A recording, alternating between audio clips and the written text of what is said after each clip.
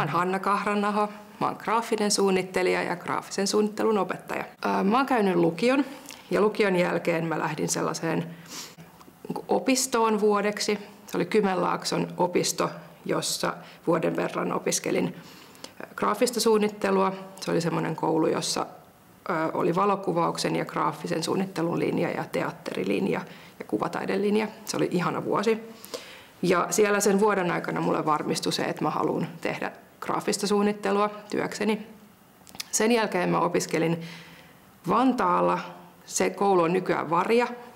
Silloin se oli eri nimellä, mutta pari vuotta tällaisen niin kuin lukiopohjaisen ammattitutkinnon.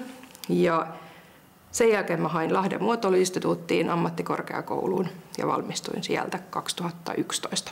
Mä aloitin sellaiselta Bonnier Publications-yrityksestä,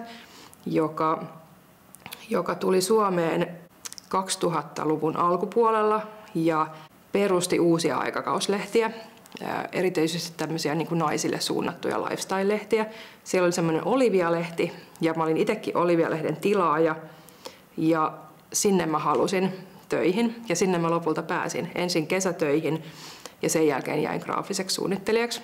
Sitä ennen mä olin ollut harjoittelussa jo Image-kustantamossa, jota ei enää ole olemassa, mutta Image-kustannus kustansi aikanaan Image-lehteä, Mondo-matkailulehteä, Viinilehteä ja sellaista muotolehteä. Ja siitä se ehkä lähti se rakkaus aikakauslehtiä kohtaan ja kiinnostus niiden tekemistä kohtaan.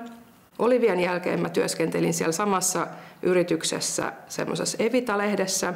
Sen jälkeen mä lähdin matkailulehti Mondon AD:ksi. Mondon jälkeen mä tein Finnish Design Shopille sellaista Design Stories-lehteä. Sen jälkeen mä tein Demi-lehdelle ulkoasu-uudistuksen ja sitten yrittäjäaikana mä oon tehnyt myös Image-lehden ulkoasua. Jo siinä vaiheessa, kun mä vasta opiskelin itse, niin mua alkoi kiinnostamaan myös opettaminen.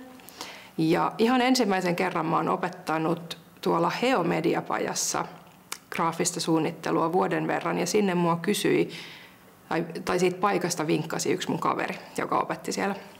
Ja sitten sen jälkeen mä oon kyllä tehnyt kaiken näköistä erilaista, ollut yrittäjä ja lehti-AD:nä suurimman osan aikaa urasta, mutta sitten kun mä näin ilmoituksen tästä Stadin ammattiopiston opettajan paikasta, niin mä tiesin, että tänne mä haluan hakea.